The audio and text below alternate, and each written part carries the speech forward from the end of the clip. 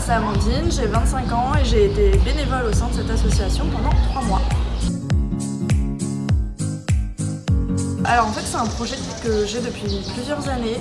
J'ai toujours eu cette envie d'aider les autres et de prêter main forte directement sur le terrain. Du coup, après avoir obtenu mon master en communication, je me suis dit que c'était le bon moment pour partir et de contribuer modestement par mon aide à apporter un peu de joie et de bonne humeur à toutes ces personnes dans le besoin.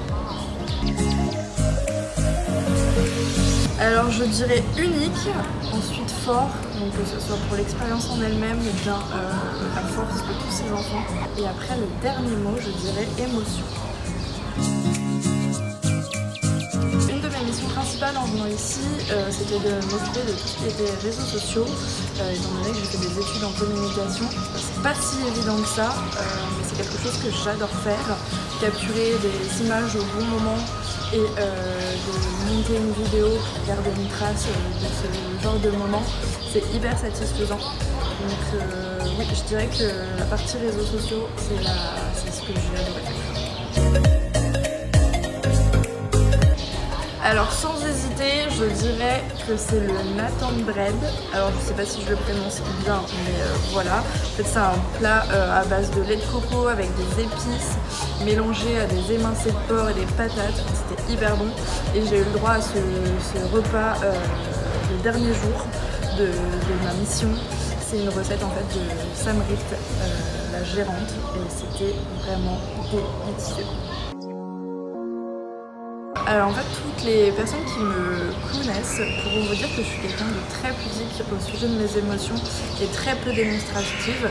Mais c'est vrai qu'ici, avec les enfants et les membres de l'équipe, j'ai pas trop eu de retenue, ou du moins un peu moins que d'habitude.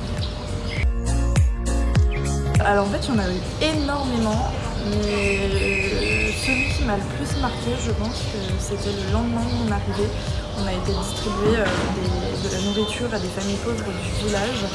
Et en fait, tout ce soutien, cette générosité des enfants, alors qu'eux-mêmes sont dans le besoin, c'est vrai que ça m'a frappée, c'était vraiment beau à voir.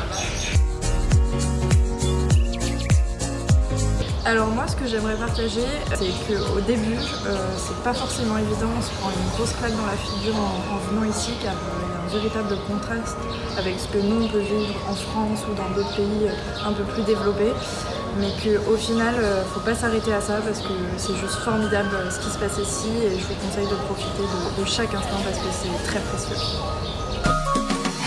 Merci les enfants de Plein Bleu.